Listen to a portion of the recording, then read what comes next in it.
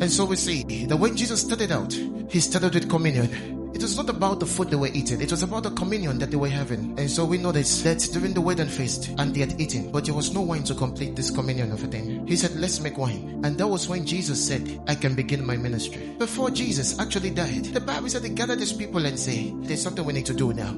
Let us actually break bread and wine, because if I go to that cross without breaking bread and wine, either in my spirit or in the physical, I may not come back alive.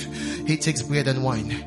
And Jesus is on the cross and says, I want to die and go to hell, but there's something else that I want to do again. I want communion again. So he said, I'm thirsty, give me wine. And they gave him vinegar and he drank it, and he said, Father, now I commit my spirit into your hands. He did not say, I commit my body. He says, I commit my spirit. And he exhaled the spirit. He took wine that revitalized the spirit and said, this spirit now fly to the Father. Let him preserve. And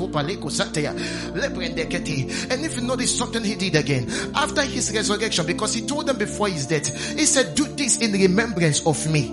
That is, break this bread and this wine in remembrance of me, because I will come again. And all of a sudden they forgot to do it, and so Jesus was hanging in the grave. But the Spirit of God actually comes and bring him out, and he's looking at these people that did not remember what he said they should always do every time there was trouble. And he came, and when they were fishing, he said, you people should come. Do you have any bread? Do you have any fish? They said, we have nothing.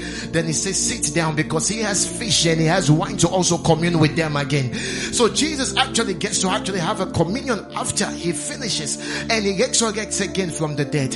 You know, the psalmist actually said something. He said, he prepares a table before me in the presence of my enemies, and anointed my head with oil. That means it was not talking about physical things. It was talking about some spiritual preparation of something. And the only physical thing that was prepared by God every time was always communion, because it was on a table. And he said, they prepared the table before me in the presence of my enemies, and thou anointed my head with oil, and my cup actually overflowed. People of God, I dare to tell you that when it comes to communion, communion is your preservation. Communion is your security. Where your enemies will be watching, but there's a barrier like the blood that is on the doorpost. Where your enemies are watching you have more money, they can't kill you.